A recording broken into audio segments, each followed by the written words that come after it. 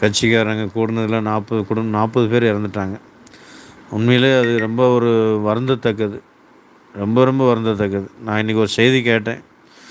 பாவம் அவரு மகள்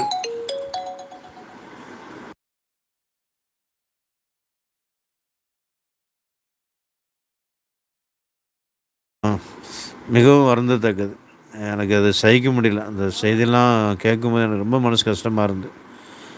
அது என்னன்னா, அவர் வீட்ல தான் இருக்கிறாரு. அவருடைய மகள் மூல வளர்ச்சியினால் பாதிக்கப்பட்டு அவங்க இறந்துட்டாங்க. அதுவும் போன மாசமோ எப்போ இறந்ததுன்னு சொன்னாங்க. அது சரியா தெரியல. அவங்க அப்பாவும் இறந்து போனாங்களாம்.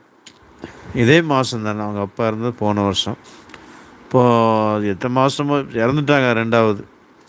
இப்போ அவங்க கூட இருந்தது மகளும், மனைவியும். மூத்த மகள்.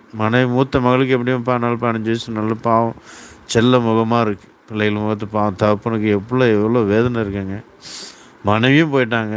பிள்ளையும் போயிட்டு இப்போ அவர் அனாதை நிர்கதியா இருக்கிறார். எவ்வளோ வேதனை. ரொம்ப ரொம்ப சகிக்க முடியாது. எனக்கெல்லாம் அதுக்கு பார்த்து